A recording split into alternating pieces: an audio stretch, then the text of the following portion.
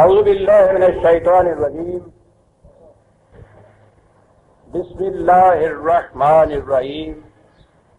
عزیزان من، آج جون 1977 کی 12 تاریخ ہے اور درس قرآن کریم کا آغاز سورہ المومنون کی آیت 26 سے ہو رہا ہے، 23/26۔ وابستگی فرشتہ کے لیے یہ عرض کر دوں کہ بنیادی موضوع یہ تھا کہ انبیاء کرام کے بھیجنے کا مقصد کیا تھا، کتابیں کیوں نازل کی گئی، یہ کیا کرنے کے لیے آتے تھے، یہ کیا کہنے کے لیے آتے تھے۔ اور یہ بات تو پھر آپ سامنے واضح ہو گئی تھی۔ تو قرآن نے کہا یہ تھا کہ کانت ناس امتً واحدۃ فاختلفوا، نو انسان ایک امت واحدہ، ایک عالمگیر برادری کی شکل میں رہتے، انہوں نے آپس میں اختلافات کیے، افتراقات پیدا ہوئے، وہ مختلف گروہوں میں بٹ گئے۔ فبعث اللہ النبی، تو ہم نے اس مقصد کے لیے انبیاء کرام کو بھیجا اور ان کے ساتھ ضوابط قانون بھیجے تاکہ وہ لوگوں کے اختلافات کو مٹا کر پھر سے انہیں ایک عالمگیر برادری بنا دے۔ یہ ہی انبیاء کرام کے بھیجنے کی غرض و غایت ہے۔ اس مقصد کے لیے یہ سلسلہ رشد و ہدایت جاری کیا گیا تھا کہ انسانوں میں جو باہمی اختلافات انہوں نے خود پیدا کر لیے ہیں اور تقسیم ہو گئے ہیں مختلف گروہوں میں، فرقوں میں، پارٹیوں میں، قوموں میں، ان اختلافات کو مٹا کر انہیں پھر سے عالمگیر برادری بنا دیا جائے۔ یہ ہے جو قرآن نے غرض و غایت بتائی ہے تمام، اور وہ اسی کی وضاحت میں، تشریح میں انبیاء سابقہ کی داستانیں، اقوام گزشتہ کے قصے بیان کرتا ہے، یہ بتانے کے لیے کہ کس قوم میں کس قسم کے اختلافات یا گروہ بندیاں، طبقاتی امتیازات رونما ہو گئے تھے، اور اس قوم کی طرف جو نبی مبعوث ہوا اس نے ان کو مٹانے کی کیا کوشش کی۔ یہ ہے ساری داستان، اور وہ اس کا آغاز کرتا ہے حضرت نوح علیہ السلام سے۔ وہاں پہلا اختلاف تو وہ یہ بتاتا ہے کہ وہ معاشرے میں انہوں نے جو بڑے بڑے سرداران قوم تھے، کھاندے پیندے سی جڑے اس معاشرے تھے، وہ بڑے لوگ جو تھے انہوں نے باقی لوگ جو معاشرے میں کام کرتے تھے ان کام کرنے والوں کو وہ کمی و کمین کہتے تھے، ان کو رذیل کہتے تھے، اور اس طرح سے انہوں نے وہی جو انسانوں کا ایک گروہ تھا انہوں نے محض ان کاموں کی بنا پہ تفریق پیدا ایسی کر دی کہ وہ جو کسی طرح سے دھاندلی سے کچھ زیادہ اپنے پاس جمع کر کے بیٹھ گئے اور وہ کوئی محنت نہیں کرتے تھے، وہ تو سردار بن گئے، اور یہ جو بیچارے محنت کرتے تھے یہ ان کے ہاں کے کمی بن گئے۔ پہلے پیغمبر کا تعارف اس طرح سے کرایا جا رہا ہے، انہوں نے آن کے کہا ہی ان سے یہ کہ یہ تو معاشرے میں تقسیم کار ہے، ڈویژن آف لیبر ہے، مختلف لوگ مختلف کام کرتے ہیں، معاشرے کا کام چلتا ہے، اس بنا پہ یہ تفریق پیدا کر دینا کہ یہی وجہ عزت، وجہ تکریم ہو جائے کہ تم جو کچھ نہیں کرتے ہو تم سب سے زیادہ واجب التکریم، اور وہ جتنی محنت کرتے ہیں وہ تمہارے ہاں کے رذیل، یہ بڑی غلط بات ہے۔ لیکن وہ جو کچھ نہ کر کے دوسرے کی محنت پر مترفین، قرآن جی نے کہتا ہے، دوسروں کی کمائی پر نہایت فارغ البالی کی زندگی بسر کرنے والے، وہ اس تفریق کے مٹانے کی اس جدوجہد کو برداشت کیسے کر سکتے تھے؟ انہوں نے اس کی مخالفت کی، اور مخالفت جو ہے وہ انتہا تک پہنچی۔ یاد رکھیے کہ قرآن کریم ان اقوام کا جو ذکر کرتا ہے تو ان قوموں کے اندر جو سب سے بڑا جرم ہوتا ہے اسے وہ نمایاں طور پہ بیان کرتا ہے. یہ نہیں ہوتا کہ اس قوم میں صرف یہی ایک جرم ہوتا ہے. اس قسم کا جو ایک سنگین جرم ہوتا ہے، سب سے بڑا جرم کبیر جو ہوتا ہے، وہ اس کو جب باہر لاتا ہے تو اس کے معنی ہے کہ اور جرائم اس معاشرے کے اندر عام ہوتے ہیں. کبھی یہ نہیں ہوتا کہ کسی معاشرے میں صرف ایک قسم کا یہ جو جرم ہے وہی ہو اور باقی حالت اس معاشرے کی، وہ جو لوگ اس قسم کے مجرم ہیں ان کی باقی زندگی نہایت حسنات میں گزر رہی ہو. یہ نہیں ہوتا. لیکن قرآن نمایاں طور پہ اس ایک کا ذکر کرتا ہے جو زیادہ وہاں ابھرا ہوا ہوتا ہے اور بنیادی ہوتا ہے، اور اس کو مٹانے کے لیے جو کوششیں کی جاتی ہیں انہی کا ہی زیادہ ذکر کرتا ہے، باقیوں کا ذکر نہیں کرتا. یہ نہیں ہوتا کہ اور کوئی ان میں خرابی ہوتی نہیں ہے. اتنی بڑی نمایاں خرابی جس معاشرے میں پیدا ہو جائے کہ جو محنت نہیں کرتا دوسرے کی محنت پہ ایکسپلائٹ کر کے ان کی محنت پہ خوشحالی کی زندگی بسر کر رہا ہے، ان کو پھر رذیل اور کمین کہہ رہا ہے. وہ یہ کہتے تھے نا کہ تم یہ چاہتے ہو کہ یہ آئیں اور ہمارے برابر بیٹھ جائیں. تو جہاں اوپر کے طبقے کی ذہنیت یہ ہو، آپ سمجھ سکتے ہیں کہ ان میں یہی ایک خرابی ہوگی. اس ذہنیت کا تحت تو سینکڑوں خرابیاں پیدا ہوتی ہیں. تو قرآن ان اقوام کی کسی ایک ایسی خرابی کا ذکر کرتا ہے جو اس معاشرے میں بڑی بنیادی ہو، اور اس سے بھی وہ بتاتا یہ ہے کہ کس طرح سے ان کے پورے اخلاق پر، اس معاشرے کے ہر گوشے پر یہ چیز اثر انداز ہو رہی تھی اور خرابیاں پیدا ہو رہی تھی. اب یہ انتہا تک جب پہنچ گئی ان کی مخالفت، ایک ہی لفظ یہاں قرآن نے کہا قال رب انصرنی بما کذبون. ان کی تو کیفیت یہ ہے کہ میں کوئی بھی بات ان کے بھلے کی کہتا ہوں تو یہ مجھے کہتے ہیں کہ یاد جائے اپنا کام کر، ہمیں زیادہ معلوم ہے تم سے، جو ہی کہہ رہے ہو جو کچھ کہہ رہے ہو.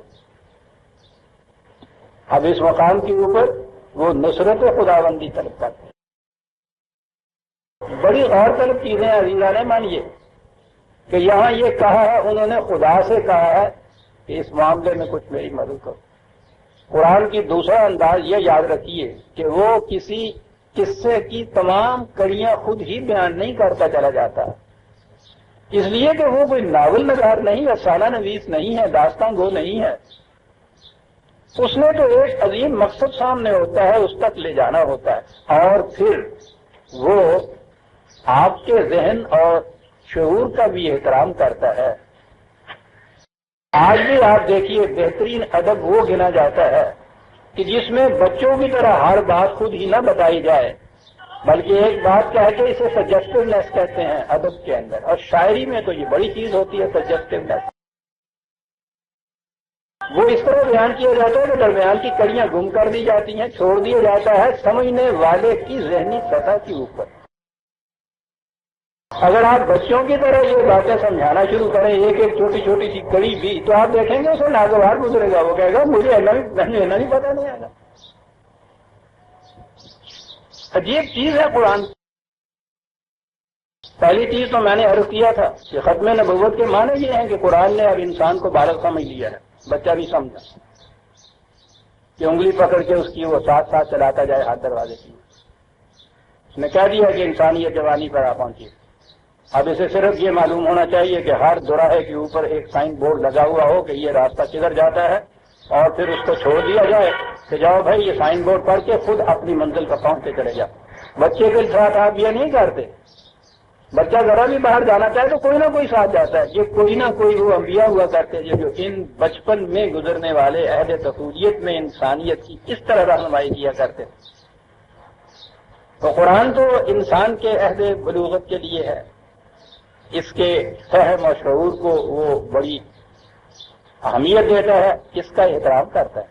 اور میں نے کہا کہ اس احترام میں یہ ایک اسلوب بھی ہوتا ہے کہ ساری کڑیاں خود نہ بیان کی جائیں،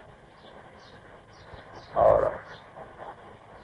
ادب آشنا ذہن اس کو اپریشیٹ کریں گے کہ یہ بڑا ہی حسین انداز ہوتا ہے. جب یہ بات کہہ کے غالب گزر جاتا ہے نا کہ گدھا سمجھ کے وہ چپ تھا، میری جو شامت آئی اٹھا اور قدم میں نے پاسباں کے لیے، کچھ نہیں کہا اس نے کہ کیا ہوا، لیکن جو اپریشیٹ کرتے ہیں اس کو، وہ ساری کہانی اس کے سامنے آ گئی کہ ہوا کیا ہے۔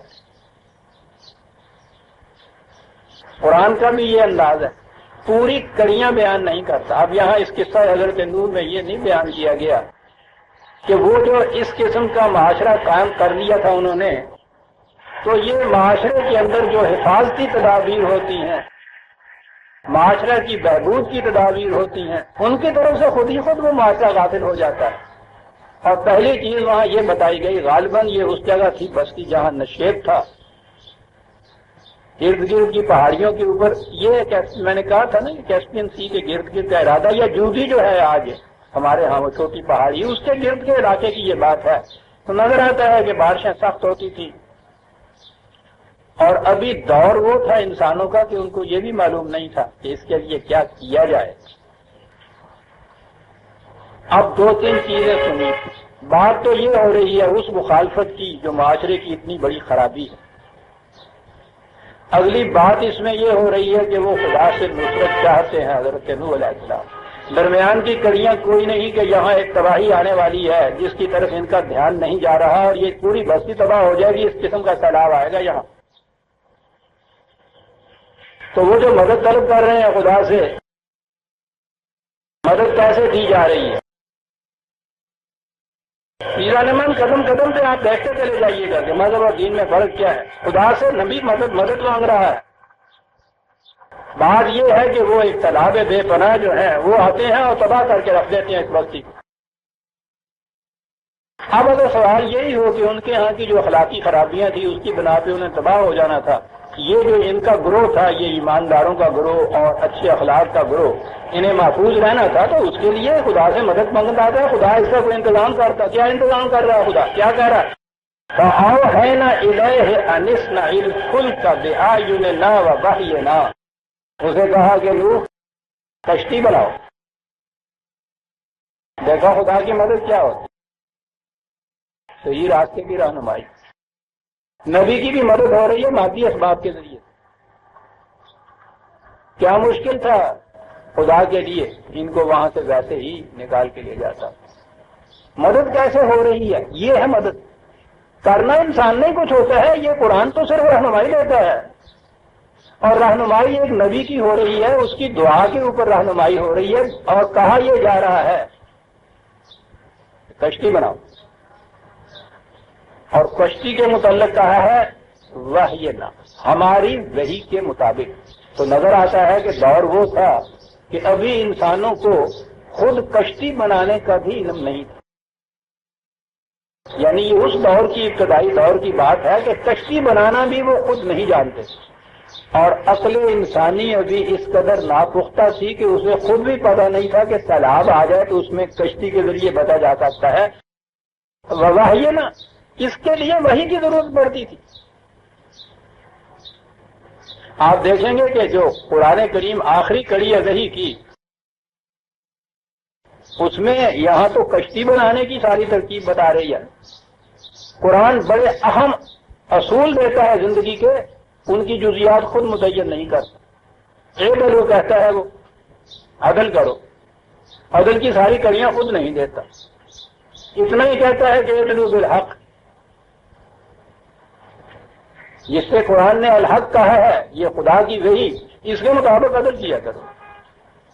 وہ کہتے ہیں امرہم شورا بینہم، اپنے معاملات باہمی مشاورت سے طے کیا کرو، کوئی اس کی مشینری خود تجویز نہیں کرتا، اس لیے کہ انسان بالغ ہو گیا ہے، انسان بچپن کے زمانے میں ہے، تو نبی سے کہا جا رہا ہے کہ کشتی بناؤ سیلاب سے بچنے کے لیے۔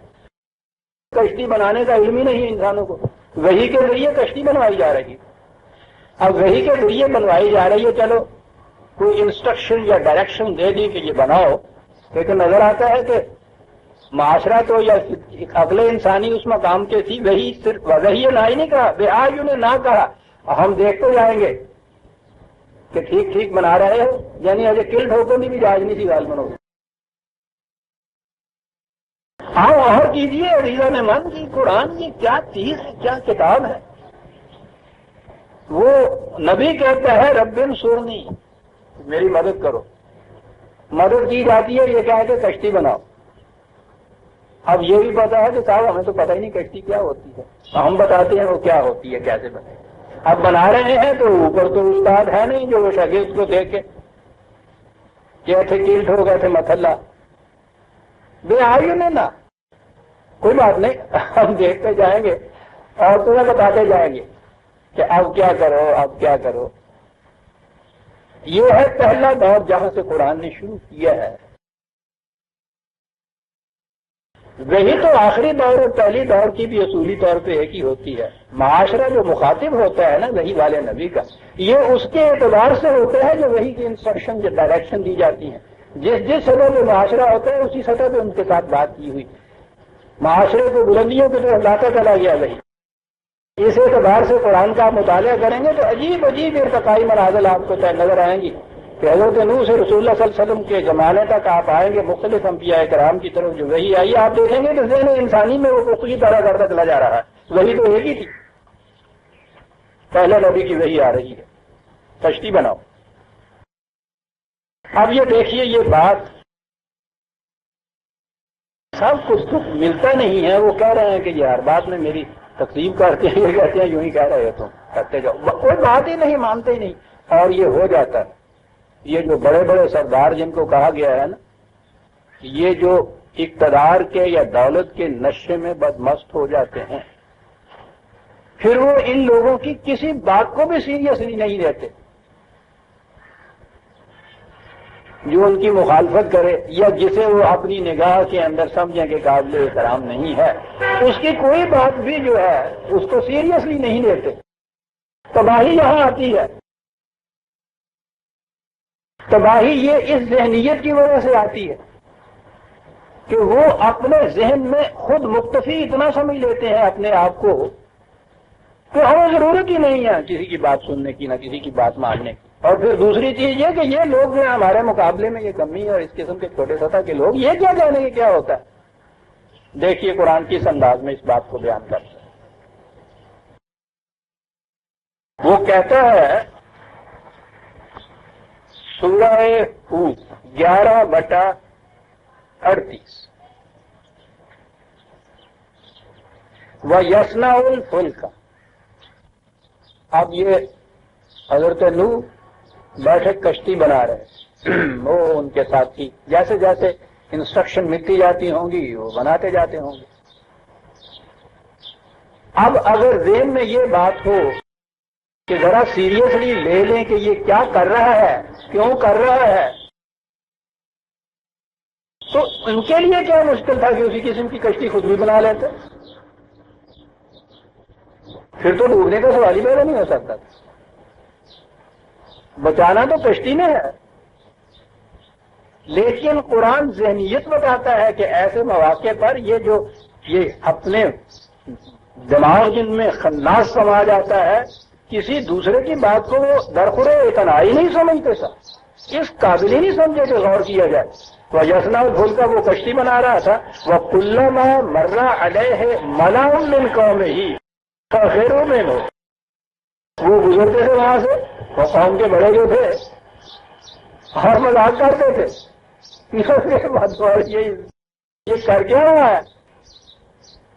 بڑی گہری چیزیں ہیں جو قرآن کہتا ہے عزیزان مان. یہ حضرت نوح اور اس زمانے کے ملا کی باتیں نہیں ہو رہی، آج کی بھی باتیں ہو رہی ہیں. جس کسی کو بھی کہیں کوئی اقتدار اور اختیار یا دولت اور نشے کی چیزیں آ جاتی ہیں، وہ کسی دوسرے کی بات کو جو اپنے سے کم تو جس کو وہ سمجھتا ہے اسے درخورے توجہ نہیں قرار دیتا، مذاق کرتا ہے اس کا.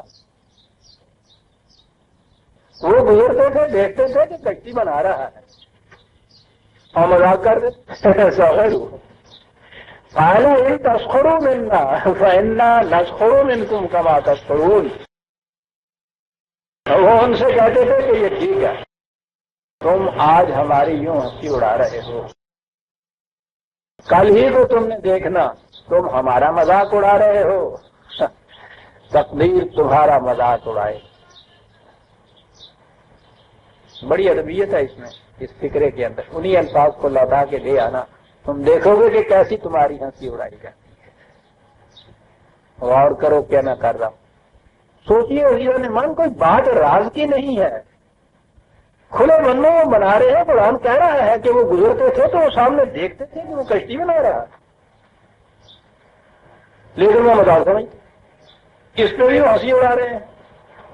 قومیں ڈوبتی اس وقت ہیں جب وہ جن کے ہاتھوں کے اندر ان کی زمام ہوتی ہے، ان کی ذہنیت یہ ذہنیت ایک مدہوش کی ہے، اس کی ہے جو نشے کے اندر سے دور ہے، سامنے دیکھ رہا ہے ایک چیز کس انداز کی ہو رہی ہے، بجائے اس کے کہ اس سے کچھ سبق حاصل کرے یا سوچے کھڑا ہو کے کہ بات کیا ہے، اس سے پوچھ بھی لے، اس نے تو کوئی سیکرٹ نہیں رکھا ہوا، وہ تو بتائے گا کہ کیا چیز ہے ہونے والی، تم ہر سال سیلاب آتی ہیں اور تباہ ہو جاتے ہو، تم یہ بچانے کی چیز ہے، لیکن وہ مذاق کر رہے ہیں اس کا۔ یہ ذہنیت ہے عزیزان من، واقعہ تو اسی زمانے کا ہوگا، ذہنیت آج بھی وہی ہے، نہیں سنتے۔ یہ وقت آ جاتا ہے کہ جن کے اندر انانیت اور فرعونیت سما جاتی ہے دماغوں کے اندر، پھر ان کی کیفیت یہ ہو جاتی ہے کہ کسی کی نہیں سنتے تو، اور جب وہ کسی کی نہیں سنتے عزیزان من، یہ تو کچھ شے نہیں ہے، ہم آپ یا عام انسان، وہاں تو اس انسان کو جو حکم الناس ہے، عالم الناس ہے، علم انسانی کی انتہائی بلندیوں کے اوپر ہے، ذات رسالت میں آپ صلی اللہ علیہ وسلم حضور سے حکم دیا گیا ہے وَشَاوِرْهُمْ فِي الْأَمْرِ، ان معاملات میں ان سے مشورہ کیا کرو، ورنہ بہرحال نبی کا ذہن، نبی کا علم اور یہ جو اس پہ ایمان لائے ہوئے ہیں، ایک سیکنڈ میں دونوں میں تفاوت نظر آتا ہے، لیکن وہ بالکل ان معاملات میں تفاوت نہیں پیدا ہونے دیتا۔ نبی سے حکم دیا جا رہا ہے کہ ان سے مشورہ کیا کرو، اس سے ذہنیت میں تبدیلی آتی ہے۔ جب آپ کسی سے مشورہ کریں گے تو ان کا احترام آپ کے دل میں پیدا ہوگا، چھوٹی سے چھوٹی بات بھی جو ہے بعض اوقات برسر توجہ ہوگی۔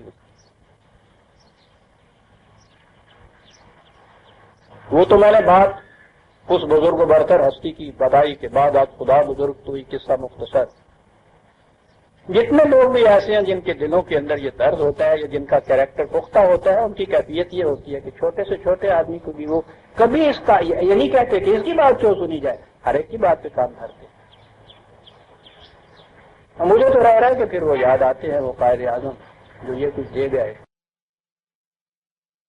اس دور میں آپ دیکھیں گے اور اس دور کے مورخین سے پوچھئے کہ اس میں کوئی شبہ نہیں ہے کہ ذہنی اعتبار سے جس بلندیوں کے اوپر وہ شخص تھا، ایک دنیا اس کی داد دیتی ہے کہ ایسا اسٹیٹسمین بہت کم دیکھنے میں آیا ہے، لیکن اس اسٹیٹسمین کی کیفیت یہ تھی، اس نے جرأت دلائی ہوئی تھی لوگوں کو کہ ہر شخص مجھے کچھ نہ کچھ جو اس کے ذہن میں آتا ہے مشورہ دے۔ تقسیم کا اعلان ہو چکا ہوا تھا، ایک کارڈ جتنی ڈاک آتی تھی وہ ساری ڈاک کہتے تھے کہ مجھے سنایا کرو، انبار کا لگا ہوا ہوتا تھا، تو ایک کارڈ کسی گاؤں کے آدمی کا ایک کارڈ تھا، وہ خط بھی اس کا وہی بچوں جیسا تھا اور وہ علمیت بھی نظر آتی تھی اس کارڈ کی تعریف سے۔ اس نے لکھا تھا کہ آپ نے یہ بہت بڑا کارنامہ سر انجام دیا ہے، لیکن یہ جن کو شکست ہوئی ہے ہندو اور انگریز کی، یہ بڑے کمینے ہیں، تقسیم کے وقت احتیاط برتی ہے، پتہ نہیں یہ کیا کر گزرے۔ کارڈ کو سامنے رکھ کے اور آپ اس طرح سے بیٹھ گئے اور کہا میں نے تم لوگوں سے کہا ہوا ہے نا کہ کسی کی بات کو بھی ایسا نہ سمجھو کہ توجہ نہ دی جا سکے، کتنی بڑی چیز ہے، گاؤں کا دہقانی ایک ہے، وہ کتنی بڑی چیز کہہ گیا ہے کہ جنہیں شکست ہوئی ہے یہ انتقام لیں گے۔ شاول پھر ہوں امر دیکھا ہے آپ نے؟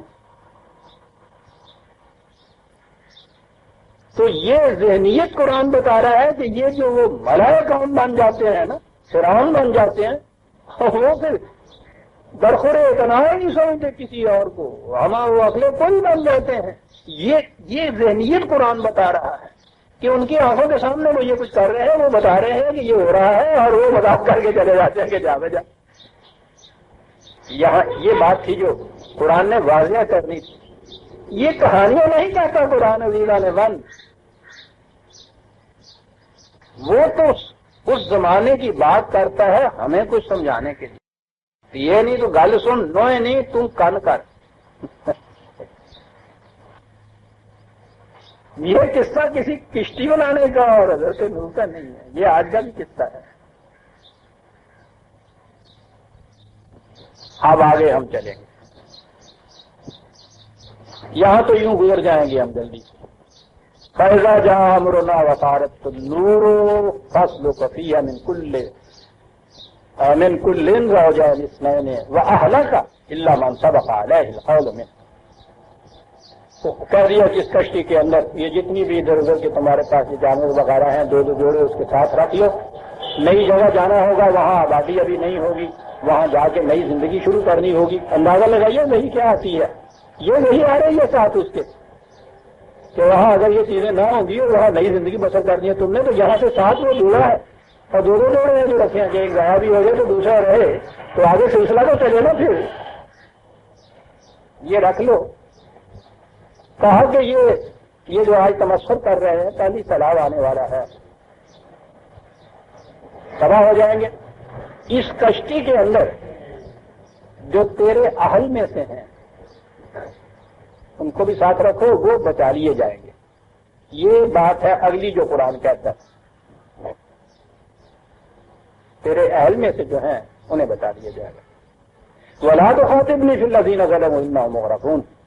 اور دیکھنا ایسے وقت میں پھر تمہارا دل نہ پسیج جائے کہ جن کے ساتھ ذرا کچھ زیادہ تعلق ہو اس کے بعد کہنے لگو کہ اللہ ان کا نام یہ تو نہیں تھا، کہنے کا ظلم سوال ہی نہیں ہے۔ جو بھی ظالم ہے وہ سارے یکساں ہو جاتے ہیں پھر اس کے بعد، ایسی بات نہ کرنا۔ فَإِذَا اسْتَوَيْتَ أَنْتَ وَمَن مَّعَكَ عَلَى الْفُلْكِ فَقُلِ الْحَمْدُ لِلَّهِ الَّذِي نَجَّانَا مِنَ الْقَوْمِ الظَّالِمِينَ۔ اور جب تم اس کشتی میں بیٹھ جاؤ اور توازن اس کا برقرار ہو جائے ان ہچکولوں کے اندر بھی، تو اس کے بعد پھر یہ کہنا کہ ہاں قابل حمد و ستائش ہے وہ ذات جس نے ہم کو نجات دی اس ظالم قوم سے۔ یہاں تو صرف یہی چیز ہے کہ وہاں سے بچ گئے، یہ حصہ الہ ہے، بچ جانا ہی کوئی بات نہیں تھی کہ کشتی میں وہاں سے نکل آئے۔ وَقُلْ رَبِّ أَنزِلْنِي مُنزَلًا مُبَارَكًا وَأَنتَ خَيْرُ الْمُنزِلِينَ۔ اور اس کے بعد پھر یہ کہنا کہ یا اللہ وہاں سے تو نے نجات تو ہمیں دی، وہاں جا کے اتار کہ جہاں پھر زندگی اور اس کی ضروریات اور آسائشیں یہ ساری میسر ہمیں آ جائیں۔ تو وہ دو چیزیں ہو گئی، ایک تو یہ ہے کہ اس تباہی سے بچ جانا، صرف بچ جانا ہی تو کوئی چیز کامیابی کی نہیں ہے، اگلی چیز تو یہ ہے کہ پھر نئی زندگی کے اندر بھی ساری یہ آسائشیں ملیں۔ وہ حصہ اللہ تھا، بچ جانا کہاں کہیں سے، اور اگلا حصہ اللہ کا ہے کہ پھر وہاں بھی یہ چیزیں میسر آ جائیں ہمیں۔ تو بتایا یہاں ہمیں یہ گیا کہ کسی عذاب سے بچنا جو ہے اس بچتے وقت یہ بھی سوچو کہ یہاں سے نکل جانا ہی مقصود بھی ذات نہیں ہے۔ اس کے بعد اگلی بات یہ ہے کہ اس نکلنے کے بعد پھر اگلی زندگی جو اس کے بعد آنے والی ہے مستقبل کی، وہ کس قسم کی ہوگی۔ یہاں میں مار کھا جاتا ہے آدمی بازو کا، آجلا قدم اٹھاتا ہے، فوری یہ قدم اٹھاتا ہے کہ یہاں سے تو کسی طرح سے چھٹی ہو، وہ خواہ آسمان سے گر کے کھجور میں اٹک جائے۔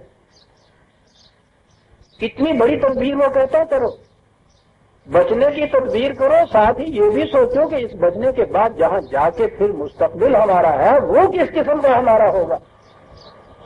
دیکھتے ہو کیا کیا چیزیں کہتا چلا جاتا ہے، کون نے یہاں لیا کے باہر کھا جاتا کے ساتھ یہ جو کچھ ہو اس کو تو توڑو تھوڑو تو تباہ کرو برباد کرو گے، اس کے بعد دیکھا جائے گا صاحب غلط تدبیر ہے۔ غلط کو توڑنے پھوڑنے کے ساتھ پہلے یہ سوچو، سمجھدار انجینئر یا مکان والا وہ ہوتا ہے نا جو پرانے وسیدہ مکان کو گراتا ہے تو پہلے نقشہ بناتا ہے کہ جب اس کو گرا لیا جائے گا تو پھر اس سفید زمین کے اوپر بنے گا کیا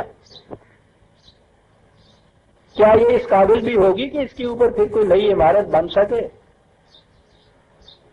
وہ یہ پہلے سوچتا ہے، پہلے نقشہ بناتا ہے اس کا، جب وہ ابھی اس کے اوپر پرانی شکستہ عمارت کھڑی ہوتی ہے تو وہ نقشہ بناتا ہے کہ اس کو جب گرا دیا جائے گا تو اس سفید زمین کے اوپر پھر مستقبل کا نقشہ کس قسم کا استوار ہوگا، عمارت کا کی استوار ہوگی۔ یہاں یہ چیز کہی گئی کہ یہی نہ کہو صرف کہ یہ جو ہے تباہی اس سے بچ جانا، یہ بھی ساتھ کہو کہ اس کے بعد کی زندگی جو ہے وہ کس طرح سے بابرکت گزرے کتاب. کہانی کی طرح نہیں کہی. جیسے بچے دادی اماں سے کہتے ہیں کہ رات کو سونے کے لیے وہ کہانی سنتے ہیں. بچے سونے کے لیے کہانی سنتے ہیں، وہی خداوندی آپ کو جگانے کے لیے کہانی سناتا ہے. ان فی ذالک لآیات،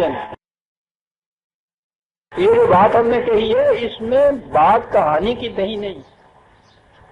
میں نے کہا تھا نا کہ قرآن کا عربی زبان کا لفظ جو آیات ہوتا ہے نا، وہ ہوتا ہے کسی ظاہرہ نشان سے اس کی حقیقت تک پہنچنا. دھواں آیت ہوتا ہے اس بات کا کہ یہاں نیچے آگ ہے. صحرا میں کتے کی آواز کہیں سے آیا آپ کو تو یہ ہوتا ہے کہ وہاں بستی ہے. کہیں پرندہ اڑتا ہوا نظر آئے تو پتہ چلتا ہے کہ ارد گرد کہیں پانی ہے. یہ جو چیزیں ہیں نا ان کو عربی زبان میں آیت کہتے ہیں. یہ قرآن آیات دیتا ہے لیکن یہ تفکرون، سمجھ والے کے لیے. یہ سمجھ سے کام لینے کی بات ہے نا کہ صحرا میں پرندہ نظر آئے تو ذہن آئے کہ یہاں کہیں پانی ہوگا. لیکن یہ تفکرون آیتن انا کننا لمبتلین، یوں گردشیں آیا کرتی ہیں قوموں میں، اور یہ بات ہے آیت جو اس چیز کی. اب یہاں دوسری چیز آتی ہے عزیزان نے، اور وہ بڑی اہم ہے. پھر اس نقطے کی طرف آ جائیے.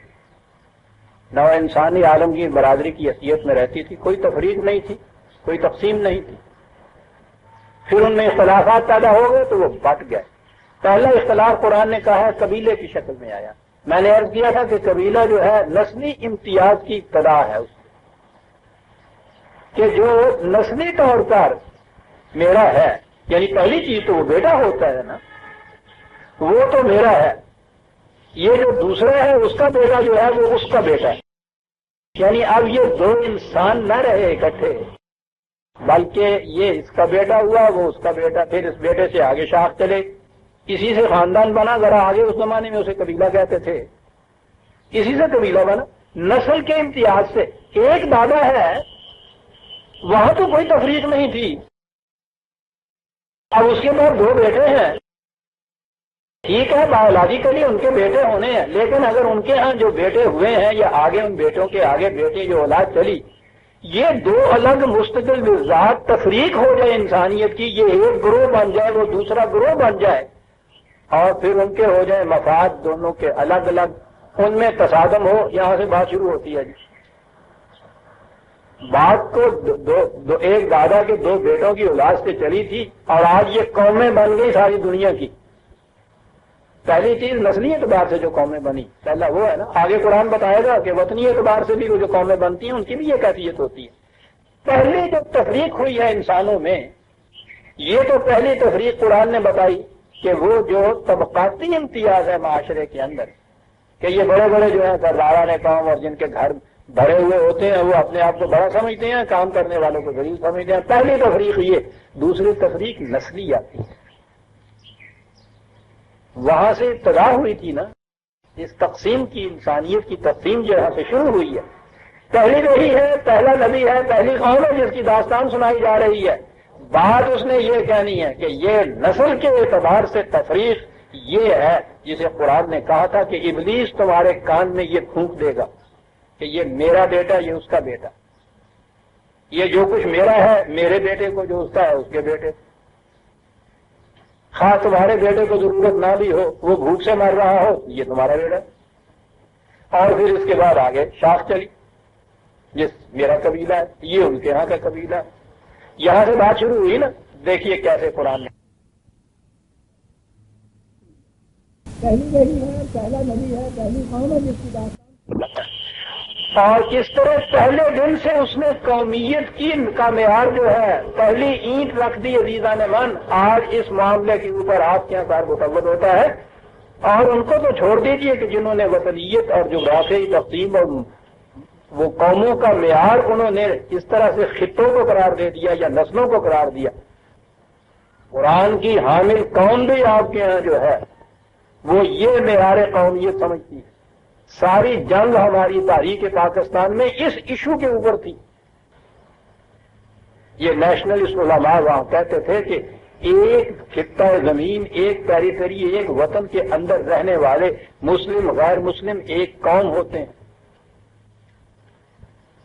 مطالبہ پاکستان کے مدعی وہ یہ کہتے تھے کہ اسلام میں یہ بات نہیں ہے، اسلام کی روح سے یہ جو ایمان کا اشتراک ہے، دین کا اشتراک ہے، اس کی بنا پہ قومیت کی تشکیل ہوتی ہے۔ قرآن آیا اس غرض کے لیے تھا، اور قرآن تو بہت آخر میں آیا، پہلی وحی خدا کے لیے یہی کہنے کے لیے آئی تھی عزیزان مان۔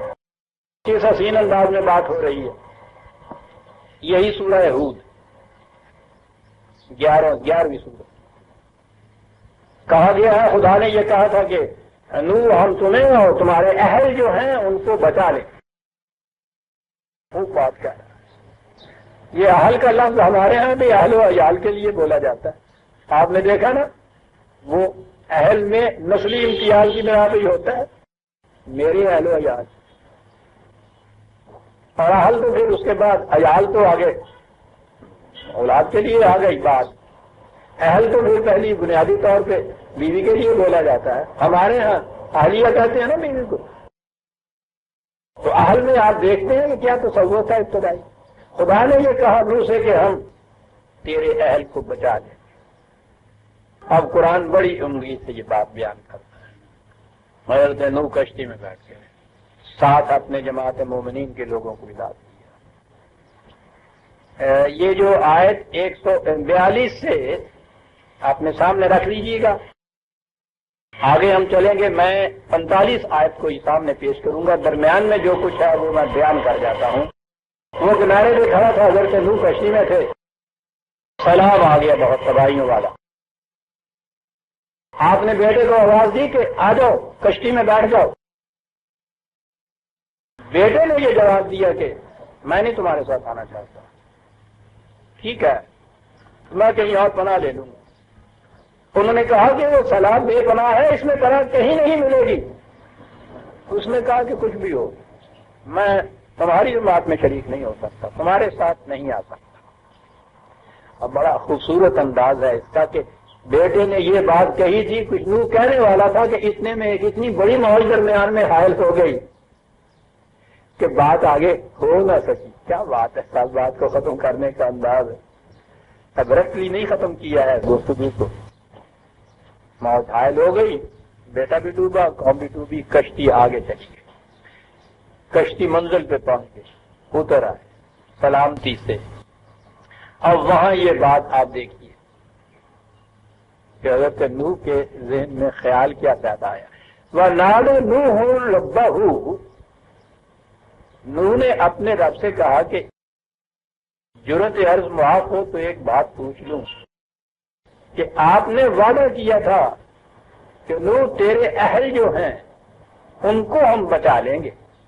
فقال رب ابن ابنی من اہلی، تو بیٹا تو سب سے پہلے میرے اہل میں سے تھا، اسے کیوں نہ بچایا گیا؟ آگے بات ہے وَإِنَّ وَعْدَكَ الْحَقُّ، تیرے وعدے تو ہمیشہ سچے ہوا کرتے ہیں۔ تو یہ کیا بات ہو گئی؟ اس نے تو وعدہ کر لیا تھا کہ تیرے اہل کو بچا لوں گا، اور وہ تو ڈوب گیا۔ بیٹے سے زیادہ قریبی اہل کون ہو سکتا ہے میرا؟ وہ سامنے ڈوب گیا، وعدے تو تیرے سچے ہوا کرتے ہیں، تو پھر یہ کیا ہوا؟ ویسے وہ انت حکم الحاکمین، میں یہ بات کہہ دیتا ہوں کہ وہ سب سے بڑا حاکم تو یہ میرا ایمان ہے۔ بات پوچھنا یہ کہتا ہوں کہ جب تو نے وعدہ کیا تھا، وعدہ کیوں نہ پورا ہوا؟ یہ بات کوئی قابل اعتراض نہیں تھی یہ پوچھنے کی۔ قرآن کریم نے خود یہ کہا ہے خدا کے وعدوں کے متعلق، خدا نے اپنے وعدوں کے متعلق کہا ہے لا یخلف المیعاد، ہم کبھی وعدہ خلافی نہیں کرتے۔ اور ایک جگہ ہے کہ ان وعد اللہ کان مفعولا، تو فرض محال اگر کوئی ہمارا وعدہ بھی تم دیکھو کہ پورا نہیں ہوگا، تمہیں حق پہنچتا کہ ہم سے بھی پوچھو کہ وعدہ کیا تھا کہ پورا کیوں نہیں کیا تم نے؟ ہاں ہاں ہاں عزیزان مان، رب بننا ہی نہیں سجدہ ہے بھائی۔ یہاں کوئی ذرا بڑا ہو جائے، ایک سٹیپ دفتر میں اونچا ہو جائے کم، اور اس سے کوئی پوچھ بیٹھے کہ یہ آپ نے تو یہ پرامس کیا تھا، اس کے مطلب کیا ہوا ہے، طرف بڑی گستاخی ہوتی ہے۔ وہاں وہ یہ کہتا ہے کہ اور تو اور اگر تمہاری دانست میں کبھی ایسا ہو کہ خدا کا وعدہ بھی پورا نہ ہو تم پوچھ سکتے ہو ہم سے. حضرت نوح نے اس لیے پوچھا تھا کہ آپ نے تو وعدہ کیا تھا. سنیے عزیزان من جو میں نے عرض کیا کہ پہلی وحی آ رہی ہے، پہلا نبی ہے، پہلی داستان بیان ہو رہی ہے، اور اصول کیا بیان ہو رہا ہے؟ اصول بیان ہو رہا ہے تشکیل قومیت کا. اس زمانے میں جب نسل کے سوا کوئی چیز ذہن میں اپنے اور بیگانے کے درمیان نہیں آیا کرتی تھی، قبائلی زندگی کی ابتدا ہوئی ہے. حضرت نوح کے ذہن میں یہ صحیح سوال آیا تھا کہ میرے اہل کو بچانے کا وعدہ کیا گیا تھا، بیٹے سے زیادہ بڑا اہل کیا ہو سکتا ہے؟ کہا نوح سمجھنے میں غلطی کر رہے ہو. بیٹا بایولوجیکلی طبی طور پر ٹھیک ہے بیٹا ہوتا ہے، لیکن کہا یہ تیرے ذہن میں اپنے اور بیگانے کا معیار یہ ہے کہ جو طبی طور پر تمہارا بیٹا ہے وہ تمہارا ہے، تمہارا اہل ہے وہ، لیکن معیار خداوندی اور ہے. قال یا نوح انہ لیس من اہلک، وہ تیرے اہل میں سے نہیں تھا. تو سمجھتا ہے کہ بیٹا صرف بیٹے ہونے کی حیثیت سے میرا اپنے اہل میں سے ہے. غلط ہے یہ بات، وہ اہل میں سے نہیں تھا. انہ عمل غیر صالح، یہاں تو اپنے بیگانے کا معیار جو ہے عمل صالح اور عمل غیر صالح ہے.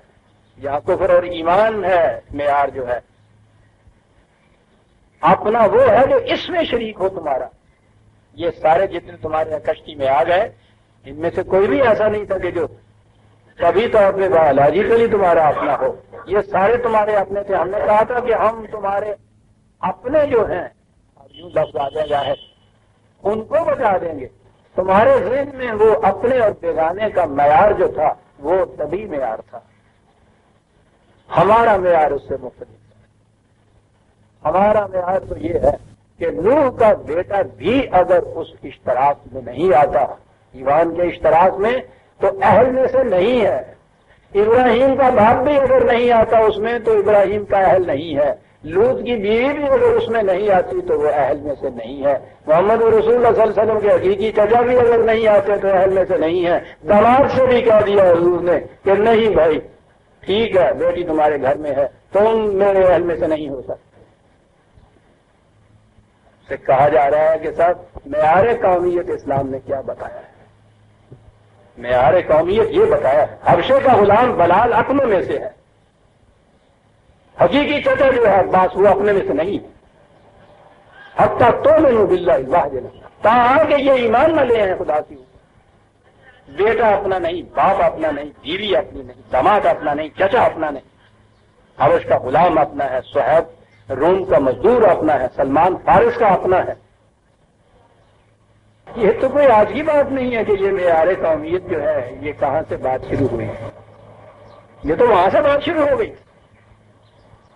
فلا تسألنی ما لیس لک بہ علم، ٹھیک ہے ناواقفیت کی بنا پہ تم نے یہ بات ایسی کر دی ہے.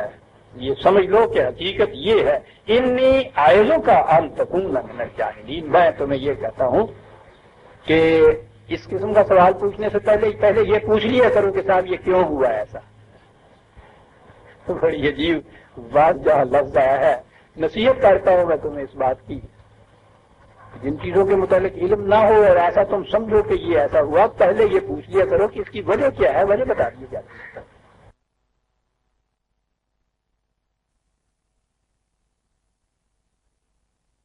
ومن تبعنی فہو منی، جو میرا اتباع کرتا ہے خدا کے راستے پہ وہ میرا ہے، دوسرے کوئی میرے نہیں. اب آپ دیکھیے گا کہ دوسری تفریق کیسے مٹ گئی. کتنی بنیادی تفریق ایک قصہ نوح میں، پہلی وحی، پہلی قوم، پہلا نبی. بات ساری ہم آج تک یہی سمجھ رہے ہیں کہ سیلاب آیا تھا تو کشتی بنائی اس میں وہ بچ گیا. کیا کچھ نہیں کہہ گیا قرآن اس میں. دو تفریقیں جو تھیں انسانیت کی بنیادی، ان کی تو جڑیں کاٹ کے رکھ دی. نسلی امتیاز کے اوپر اپنے اور بیگانے کے اندر جو تفریق پیدا ہوئی تباہ کر کے رکھ دیے انسانیت کو اس نے آج بھی. اور پھر ہم دوسروں کے ہاں کیوں جائیں کہ انہوں نے اپنے ہاں کیا کیا کیا؟ میں شودر کے گھر میں پیدا ہونے سے ساری عمر شودر، برہمن کے گھر میں پیدا ہونے سے ساری عمر کا برہمن. ان پہ تو ہم اعتراض کرتے ہیں کہ انہوں نے ورنوں میں تقسیم کر دیا. آپ کے ہاں یہ کیفیت نہیں کہ پتہ نہیں کہ وہ تھا بھی یا نہیں. سید کے گھر میں پیدا ہونے والا سید ساری عمر فخر کے ساتھ لکھتے چلے جا رہے تھے. کیا فخر ہے اس کے اندر کہ کس کے گھر میں تم پیدا ہو گئے؟ کیا کاریگری ہے اس میں کسی پیدا ہونے والے بچے کی کہ وہ کس گھر میں پیدا ہو گیا؟ ساتھی کے گھر کے اندر وہ جگہ ہے، معاف رکھیے گا. میرا مطلب یہ نہیں کہ میں ان کی تحقیر کرتا ہوں، میں عام معیار کے مطابق کہتا ہوں. ساتھی گھر کے اندر اگر وہ موچی ہے، اس کے ہاں بچہ پیدا ہو گیا، وہ بچہ نہ کردہ گناہ گار ہے، ساری عمر بیچارہ کسی بے عزتی کی زندگی بسر کر رہا ہے. موچی ہے، موچی کا پتر کون آئے ہو؟ یہ تنے موچی کا پتر ہے. چل، یعنی اب اس کے بعد اس کی اپنی حیثیت کوئی نہ رہی. یہ صاحب یہ سوچنا ہے سید عبدالعزیز صاحب کہتے ہیں کہ نہیں صاحب اس میں کوئی ایسی فخر کی بات نہیں. میں ان سے پوچھتا ہوں کہ اگر جناب موچی کے گھر میں پیدا ہوتے تو اپنے نام کے ساتھ ساری عمر لکھتے ہیں موچی عبدالعزیز؟ کبھی کسی نے نہیں لکھا، بلکہ وہ تو چھپاتے پھرتے ہیں. کچھ اور میں مانا جاتا ہے تو کوئی ایسی نہیں دیکھنے میں اپنے نام. آج بھی وہ جو کفر ہے پہلے دن جس کی جڑ کاٹی قرآن نے عزیزان من، دنیا کی قوموں کو چھوڑیے کہ وہ تو جاہل قومیں تھیں. اس قوم کو لیجیے جو اس قرآن کے وارث ہونے کی مدعی ہے، اس قوم کی بھی آج یہ کیفیت ہے عزیزان من کہ پیدائش کے اعتبار سے جو تفریق پیدا ہوتی ہے زندگی بھر ساتھ نہیں چھوڑتی. ہندو پہ اعتراض ہو رہا ہے کہ صاحب وہ برہمن کے گھر میں پیدا ہونے والے کو برہمن سمجھتے ہیں. اس پہ کوئی اعتراض نہیں ہو رہا کہ سادات کے گھر میں یہ کیا چیز ہے؟ سادات کا گھر جس کی نسبت سے اپنے آپ کو سید کہا جاتا ہے.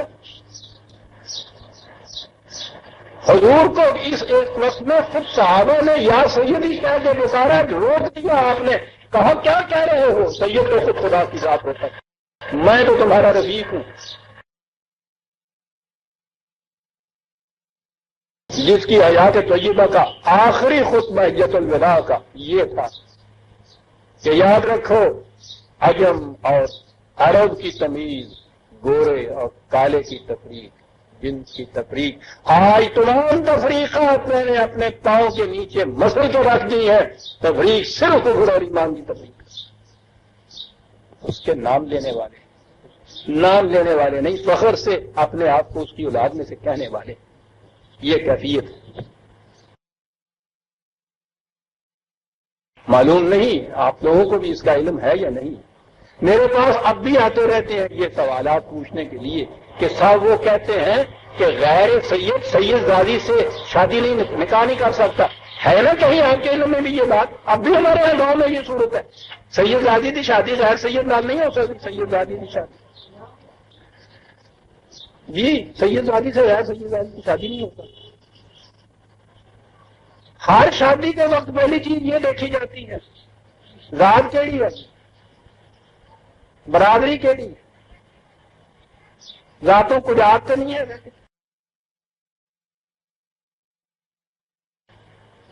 یہ اس قوم کی حالت ہے جو پہلی وحی جس میں خدا نے یہ کاٹ دی، نبی سے یہ کہہ دیا کہ کیا کہہ رہا ہے یہ تفریق.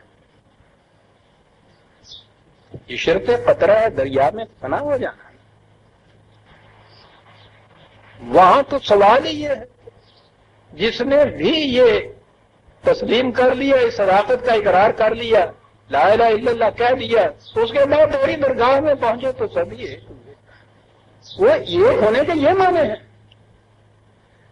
ہاں عزیزان مان، پہلی تفریق آپ نے دیکھ لی.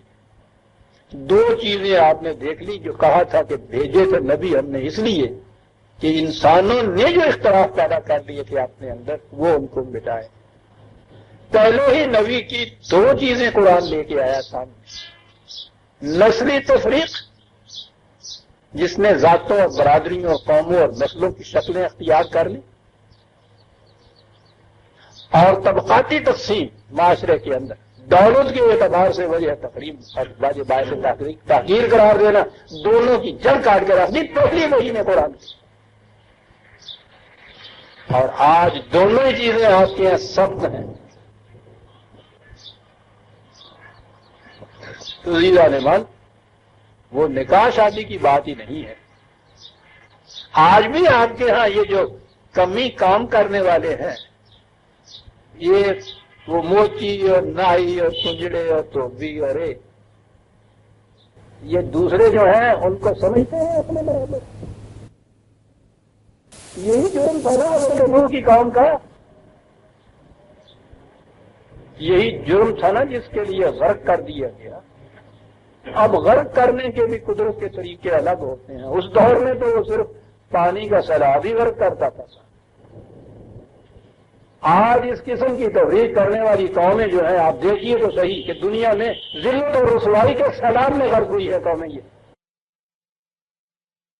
آپ کی اس قوم کو جو خالص ایمان کی بنا پر ایک قوم بنا کے لائے تھے یہاں پاکستان میں، اس قوم کے اندر یہی تفریق جو نوح کے زمانے کی تفریق تھی، کہیں نسلی امتیاز، کہیں یہ برادریوں ذاتوں اور گوتوں کے امتیازات، اس نے آپ کو تباہ کر کے رکھ دیا۔ اس سیلاب بے پناہ نے، اس سیلاب سے تو کشتی سے بچ سکتے تھے، اس سیلاب سے تو بچ ہی نہیں سکتے آپ۔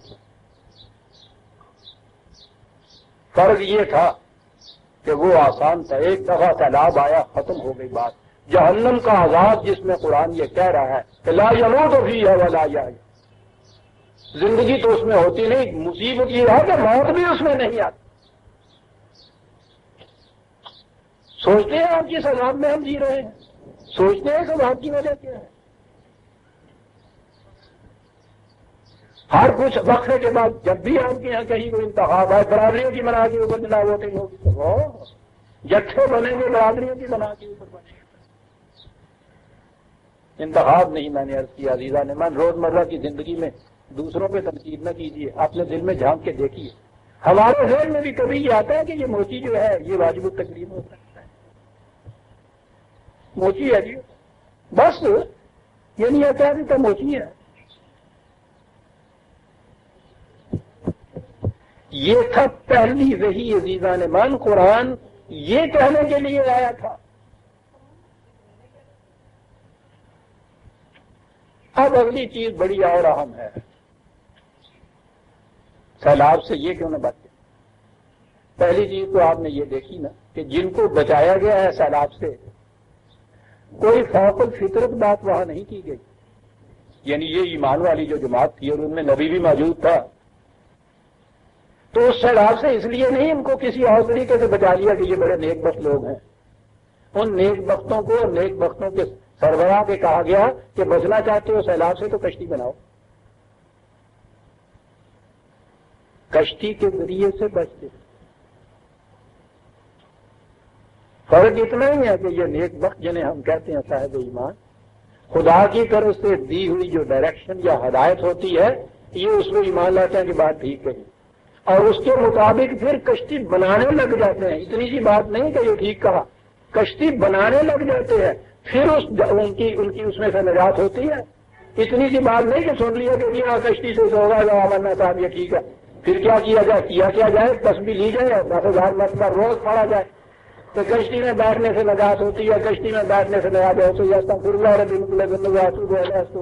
کشتی میں بیٹھنے سے نجات ہوتی ہے، ٹھیک ہے، پھر آ جائے ہر پیڑے بعد سے تصویر میں بیٹھ کے بچ جاؤ، عذاب آیا ہوا ہے کیا کرے جی، کوٹھے پہ چڑھ کے بھاگنا لیا کرو۔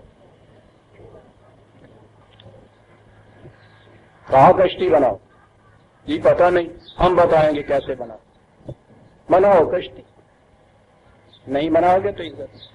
یہ پھر جو قوموں میں آتا ہے، یہ بڑا اہم سوال ہے کہ قرآن جرائم تو اس قسم کے گناتا ہے، اور ان کے بعد جو ان کی تباہیاں ہوتی ہیں وہ کبھی اس باب کے ماتحت ہوتی، یہاں سیلاب سے ہوئی، کہیں ایک جھکڑ چلا اس سے ہو گئی، کہیں وہ آتش وشاں پہاڑ تھا اس کے دامن میں تھے اس لالے سے ہو گئی۔ وہ سبا کے متعلق، قوم سبا کے متعلق کہا کہ انہوں نے ترویلا ڈیم بنایا تھا، بہت بڑا ڈیم بنایا، بڑی عجیب ہے وہ داستان۔ کہا ذری سی معاشرت ان کی، اس معیشت کے لیے انہوں نے بڑے انتظامات کیے اور انہوں نے پانی کو جمع کرنے کے لیے بڑے بڑے ڈیم بنائے. لیکن اس کے بعد قرآن کہتا ہے کہ ان کو جو ہوس ہوئی دولت کی تو انہوں نے تجارت کے لیے لمبے لمبے سفر اختیار کیے. نتیجہ یہ کہ یہ جو چیزیں بنائی تھی زرعی اپنی معیشت کے لیے یہ نگلیکٹ کر دی. اس ڈیم کی مرمت ہی نہیں کی. وہ سارے جتنے بھی تھے جس کو بھی کچھ ملا وہ لے کے چل پڑا کہ اس میں دولت زیادہ ملتی ہے. انہوں نے یہ طریقہ اختیار کیا.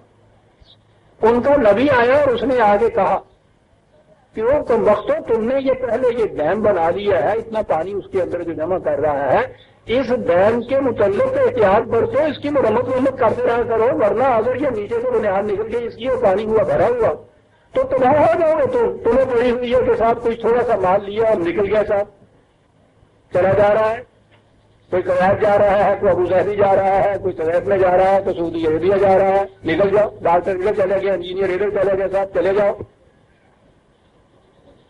آج میں ڈیم بڑا بیٹھے ہو, ٹھیک ہے, آپ گھر پہنچ کے جو رہتے رہیں گے. قرآن یہ بتا رہا ہے کہ نبی ان سے یہ کہہ رہا تھا. عزیزان من سوچیے کہ قرآن ہے کیا کتاب, یہ کہتا کیا ہے. اور اس نے کہا کہ روز باتو آیا زور کی بارش, سیلاب آیا, پانی زیادہ جمع ہوا, نیچے سے بنیادیں نکل گئی, بند جو ٹوٹا ہے اس نے کہا پوچھو نہیں کہ اس کی تباہی کیا ہوتی ہے, ہم نے تو دیکھی ہے نا تباہی. اب یہ بات جو ہے کہ یہ جو طبعی چیزیں ہوتی ہیں ان میں وہ جو اخلاقی چیزیں ہیں قوم کی, ان میں ربط کیا ہے آپس میں, کہ قوم تفریق کر رہی ہے معاشرے کے اندر پیشوں اور حرفے کے بنا کے اوپر, ان کو ذلیل سمجھ رہی ہے. بڑے بڑے جو ہے وہ فن خواہ بنے بیٹھے ہیں, سیلاب سے غرق ہو گئے. یعنی اخلاقی جرائم میں اور ان میں ربط کیا ہے. تو ربط تو عزیزان من اب زیادہ دور جانے کی ضرورت ہی نہیں ہے. آپ کے ہاں جو ہر سال سیلاب آتے ہیں نا, اس کے بعد جب آپ تحقیق کرتے ہیں تو بات پتہ کیا نکلتی ہے کہ جی یہ جو بند بنایا تھا نا اس میں سیمنٹ کی جگہ ریت لگی ہوئی تھی. سیمنٹ کی جگہ ریت لگنا اخلاقی خرابی ہے نا, بددیانتی ہے نا. یہ اب اگر قرآن کہیں کہہ دے کہ وہ قوم بڑی بددیانت تھی اس واسطے سیلاب سے غرق ہو گئی, تو بظاہر نظر آئے گا کہ صاحب بددیانتی اور سیلاب سے غرق ہو جانا اس میں ربط کیا ہے باہمی. ربط یہ ہے کہ جب کوئی قوم بددیانت ہو جاتی ہے اس میں رشوت ستانیاں آ جاتی ہیں, اس میں استبداد آ جاتا ہے, ان کے ہاں وہ چکر شروع ہو جاتا ہے, وہ دولت کا پھیر اور پارٹی بازی اور ایک دوسرے کی لیگ پولنگ جو ہو رہا ہے, جتنے جتنے ان کے فرائض منصبی ہوتے ہیں وہ ان کی طرف سے بے پرواہ ہو جاتی ہے. انجینئر اگر جاتا ہے تو وہ اس کو ٹھیک طرح سے نگرانی نہیں کرتا, چشم پوشی کر لیتا ہے کہ اس کے گھر پیسہ پہنچا ہوا. ٹھیکیدار وہ سیمنٹ کی جگہ ریت ہی ٹھوک دیتا ہے, انہیں اللہ تو پہلا دیتا ہے, اللہ کے بچوں میں نام یہ کچھ ہو جاتا ہے. آپ دیکھتے ہیں کہ یہ ایک کرپٹ معاشرہ جو ہے اس کی تباہیاں تو آتی ہیں مادی ذریعے سے, لیکن اس کی بنیاد ہوتی ہے اخلاقی. ہمیشہ یاد جس قوم کے یہ اخلاق جو ہیں وہ درست ہوتے ہیں انتظامی امور کے اندر, ان کے ہاں بند نہیں ٹوٹتا. ان کے ہاں تو جاپان میں زلزلے سے اتنی تباہی جس کا انتظام ہی کوئی دنیا کی قوم نہیں آج تک کر سکی تھی. اتنا انہوں نے اپنے ہاں کی محنت سے کاوش سے انہوں نے گھر ایسے بنا لیے ہیں کہ زلزلہ آتا ہے تو آتا رہے, وہ گھر کامتا رہتا ہے, گرتا نہیں ہے. یہ ہے اخلاقی خرابیوں میں اور طبعی طور پر کسی قوم کے تباہ ہونے کے اندر ربط. قومیں تباہ طبعی طور پہ ہی ہوتی ہیں عزیزان من. ما فوق الفطرت بات جسے ہم کہتے ہیں وہ کہیں نہیں ہوتی. خدا کے قوانین جو ہے ولن تجد سنت اللہ تبدیلا, ہم ان میں کبھی تبدیلی نہیں کرتے. سنت اللہ یہ ہے کہ جو قوم اپنے بند پکے سیمنٹ سے بنائے گی وہ سیلاب سے محفوظ رہے گی. پکے سیمنٹ سے بنانے کے لیے دیانت داری تکنیک کی ضرورت ہے, تو یہ بھی معلوم ہو صلاحیت. اور دیانتداری کی ضرورت ہے. یہ چیز ہوگی تو بچ جائے, یہ چیز نہیں ہے تو بچ ٹوٹے. تو یہ دوسری چیز جو ہمارے سامنے آئی ہے وہ یہ ہے جو قرآن نے بتایا کہ یاد رکھو حفاظت طبی طور پہ ہی ہوتی ہے. نبی اور اس کی پہلی جماعت کو بھی کشتی کے ذریعے سے سیلاب سے بچنا ہوتا ہے, اٹھا کے ہم نہیں لے جاتے. یہاں قوم سے اگر کچھ کہا جاتا ہے کہ صاحب وہ یہ چیز کرو تو وہ چیز کرو, دیکھیے نا صاحب جی وہ ٹھیک ہے, خدا کی نصرت ہوتی ہے تو سب کچھ ہی ہو جایا کرتا ہے, سب ہو جاتا ہے, مولا ہو جاتا ہے. اور پھر ہمیں وہ قصے سنا دیے جاتے ہیں کہ بڑا مقابلہ تھا, 313 ایک طرف تھے, 1000 دوسری طرف تھے, بڑا سخت مقابلہ تھا, 313 تو جیت ہی نہیں سکتے تھے, شکست ہو جانی تھی اس وقت بدر کے میدان میں. پھر کہ رسول اللہ صلی اللہ علیہ وسلم نے صاحب و کینکریوں کی ایک مٹھی دی اور پھینکا ان کی طرف, وہ سارے اندھے ہو گئے. اب وہ اندھے ہو گئے اور یہ سارے مارنے توڑے گئے جناب. یہ ہمارے ہمارا ہے قصہ. دیکھا نا آپ, بہت اچھا شعر ہے, بھاگے تھے ہم بہت سو اسی کی ہے یہ سزا, ہو کر اسیر دابتے ہیں راہ زن کے پاؤں. آپ دیر میں آئے تھے نا, جاؤ باہر سے بنے کیا بنے ہم.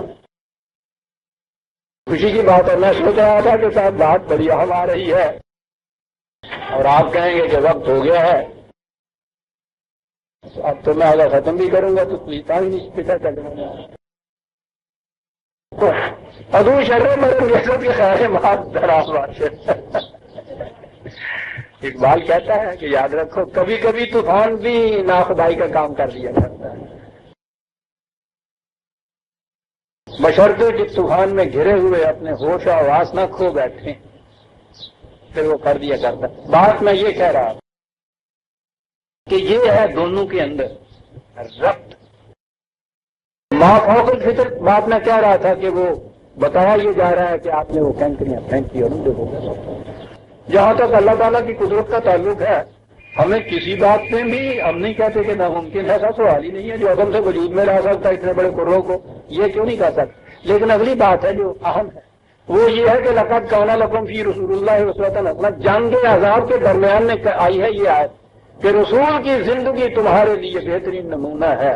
عزیزان من, اگر سوال یہی ہے کہ جب شکست ہونے لگے کوئی اور صورت نہ رہے تو کینکریوں کی مٹھی مار دیجیے, اگلے اندھے ہو جاتے ہیں, ہمارے لیے یہ کس طرح سے نمونہ بن سکتی ہے بات. یہ اگر یہ چیزیں مافوقل طریقے سے ہی ہونی ہیں تو یہ تو ہمارے لیے اسوہ نہیں بن سکتی. آج جب بھی کسی سے یہ کہا جائے نا کہ صاحب دیکھیے رسول اللہ اور ان کے صحابہ کے بعد انہوں نے 10 سال کے عرصے میں کہاں سے کہاں پہنچ کے کتنے ملک فتح کر لیے, کتنی قوموں کو انہوں نے فتح کر دیا, کہ صاحب ان کی کیا بات ہے جی, وہ تو بتا دیجیے نا, وہ تو رسول تھے, وہ صحابہ تھے. تو یہ جو اسوہ حسنہ قرآن نے کہا ہے تمہارے لیے ان کی زندگی, تو پھر یہ اسوہ حسنہ کیسے بنے. اور ان سے پوچھئے کہ جب وہی رسول صلی اللہ علیہ وسلم, وہی صحابہ رضی اللہ تعالیٰ جنگ احد کے اندر پہاڑی پہ جب کھڑے تھے, وہاں ایک تقدیری غلطی ہوئی تھی نا, فتح جو تھی مبدل بعد شکست ہو گئی, اور اتنی بڑی وہ شکست کہ نبی اکرم صلی اللہ علیہ وسلم کا وہ جو تاریخ میں آتا ہے, یعنی وہ صحابہ نے آپ کو اب گھیرے میں لے لیا, بچانے کے لیے کوئی صورت نہیں تھی بچنے کی, اور جتنے تیر آ رہے تھے ان کو اپنی پشت کے اوپر لے کے رسول اللہ کو بچایا. اور پھر یہ بھی کہ اس پہ بھی رسول اللہ صلی اللہ علیہ وسلم کو زخم آیا, دان شہید ہوا, بے حد خون نکلا. تو اگر وہی چیز تھی کہ ایسے وقت میں وہ پتھر مار دیے کرتے ہیں تو اندھا ہو جاتا, تو یہاں کیوں نہ وہ مارے گئے. یہاں قرآن نے کہا ہے, یہ واقعہ بیان کرنے کے بعد کہا ہے کہ آگے نہ بڑھنا, بات سوچنا کہ کیا ہوئی ہے, یہ کیوں شکست ہوئی ہے. شکست اس لیے ہوئی ہے کہ ان کے کمانن نے ان سے کہا تھا, جو پہاڑی کے درے کے اوپر کھڑا تھا دستہ, کہ یاد رکھو کوئی صورت بھی ہو تم نے اپنی جگہ میں چھوڑنا, یہ بڑا ہمارے لیے نازک مقام ہے, یہاں سے حملہ ہو سکتا ہے دوبارہ. یہ نہ کرنا. قرآن کہتا ہے کہ ان کی کیفیت یہ ہوئی کہ جب سامنے دیکھا میدان جنگ میں مال غنیمت پڑا ہوا اور وہ لگے سپاہی ڈوبنے تو وہ وہاں سے بھاگے اور لگے ڈوبنے. کہنے کی یہ صورت تھی ایک کمانے جو تم کی نافرمانی سے یہ کچھ ہوا, تم تو ایک طرح تمہارا رسول بھی نہ بچ سکتا. سوچا تم نے؟ جاؤ اس گھاٹی کے اوپر دوبارہ کرو تعاقب ان کا, اس طرح سے یہ بچو گے. یہ ہے اس میں حسنا ہمارے لیے عزیزان نے. ورنہ فوق الفطرت باتوں سے اگر یہ سب کچھ ہو تو ٹھیک ہے جی, وہ کر گئے اپنے وقت میں, ہم آپ کیا کر سکتے جی. تو اب تو بہرحال مجھے پوچھنے کی ضرورت نہیں ہے کہ چلے ہم تو چلیں تھے, ٹھیک ہے. ثم انشأنا من بعدهم قرنا آخرین. حضرت نوح علیہ السلام کے بعد کہا کہ ایک اور قوم آ, اور قوم جو ہے یہ قوم عاد ہے. وہی چیز وارسلنا فیہم رسولا منہم, انہی میں سے وہ رسول آ گیا. اس نے بھی آ کے وہی بات کی کہ انیبۃ اللہ ما لکم من الہ الا ہو, قانون صرف خدا کا, صرف اس کا اتباع کرو, دوسروں کا اتباع نہ کرو. افلا تتقون, کیا جو میں نے کہا ہے اس کی نگہداشت کرو گے جو بات میں نے کہی ہے. اور پھر وہی بات قال الملأ من قوم الذین کفروا وکذبوا, وہی ملائے قوم آ گئے, وہی سرداران قوم آ گئے, وہی دولت مند طبقہ پھر وہی مخالفت میں بڑھ رہا. آپ دیکھیے گا عزیزان من, جہاں مخالفت ہوتی ہے سب سے پہلے یہ جو طبقہ ہے اوپر کا مترفین کا, سرمایہ داروں کا, یہ طبقہ ہے جو مخالفت کرتا ہے.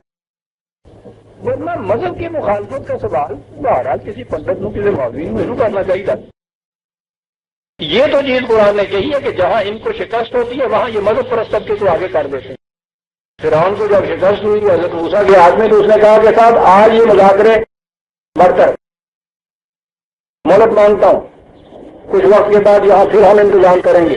اور اس نے اپنے ہاں کے جو یہ بڑے بڑے پادری تھے مذہبی پیشوائیت کے لیڈر, ان کو بلایا اور کہا کہ یہ بات میرے بس کی نہیں رہی, تم دونوں کی سٹیج کے اوپر اس کو شکست دو. آگے کہا کیسے؟ ساری قوم کے اندر ڈھڈورا پٹوا دیا کہ یہ کوئی ایسے لوگ آ گئے ہیں تمہیں تمہارے مذہب سے برگشتہ کر دیں گے, آؤ اٹھو اس کے خلاف. وہی ٹیکنیک, مذہبی جذبات کو آپ مشتعل کر دیجئے, پھر جو جی میں آئے کرا لیجیے. یہ حکمت فرعونی ہے. یہ قوم آ گئی اور وہی ملائے قوم آ گئے. اچھا جی, اب یہ سوال یہ ہے کہ اس قوم کے متعلق قرآن نے کیا بتایا ہے؟ بات وہی ہے کان الناس امۃ واحدۃ, عالمگیر برادری, اس میں اختلافات پیدا ہوئے, اس سے تفریق پیدا ہوئی قوم میں, اس سے تباہیاں آنی شروع ہوئی.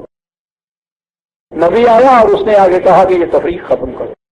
پہلی تفریق ہم نے دیکھی حضرت نوح علیہ السلام کے زمانے میں.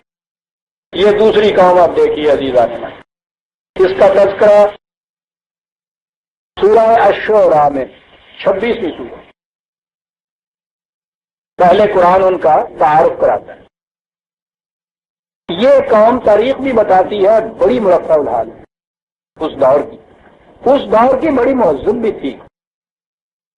اب تو کچھ ہمارے ذہن میں یہ آتا ہے نا کہ تہذیب اور تمدن اور یہ ترقی وغیرہ یہ ہمارے ہی دور میں مخصوص ہے.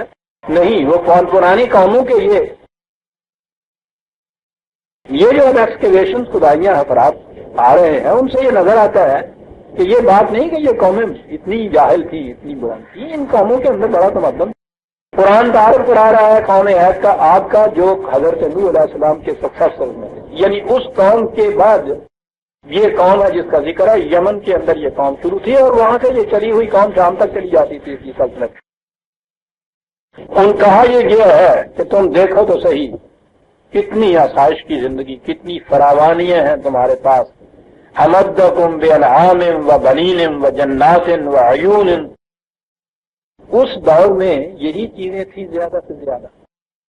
کہا باغات, کھیتیاں, چشمے, پانی, مویشی اتنے, زراعت ایسی اچھی, پھر تمہاری افرادی قوت بھی کتنی زیادہ ہے. یہی چیز ہوتی تھی اس دور کے اندر کسی قوم کے لیے. کہا اتنا کچھ دے رکھا ہے تمہیں خدا نے, اتنی افراد سے یہ ساری چیزیں تمہیں میسر ہیں. اس کے ساتھ ایک بات اور بھی کہی، افراد بھی تھی، کہا کہ وہ قوم جاہل قوم نہیں تھی، 46/26 وَجَعَلْنَا لَهُمْ سَمْعًا وَأَبْصَارًا وَأَفْئِدَةً، یہ جو علم و فن کے لیے جن چیزوں کی ضرورت ہے وہ انسان کی سماعت، بصارت، قلب، یہ ہے وہ چیزیں۔ قرآن نے جہاں بھی کسی قوم کو ذکر کیا ہے نا کہ وہ علم اور بصیرت میں ان چیزوں میں آگے تھی، انہی الفاظ سے ذکر کیا ہے کہ ان کو یہ قوتیں بڑی حاصل تھیں، اور یہی قوتیں حقیقت میں سمع اور بصر تو یہ حقیقت میں نمائندگی کرتی ہے آپ انسان کی جو 5 سینسز ہیں ان کی، پرسیپچول نالج جسے آپ کہتے ہیں نا، بائی پرسیپشن، حواس کے ذریعے سے علم حاصل کرنے کے ذرائع یہی ہیں۔ یہ جو 5 حواس خمسہ جنہیں ہم کہتے ہیں، کیا ہوتا ہے ان سے؟ ان سے باہر کی چیزوں کی کچھ معلومات آپ تک پہنچتی ہیں۔ آواز آتی ہے 88، کان میں آواز آئی،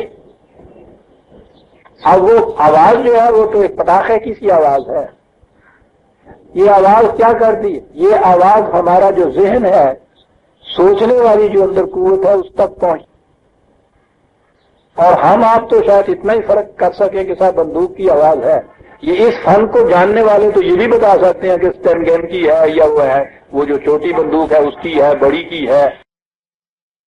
آواز وہاں پہنچتی، اس آواز کے بعد ایک چیخ آتی ہے، چیخ بھی کان کے ذریعے آتی ہے۔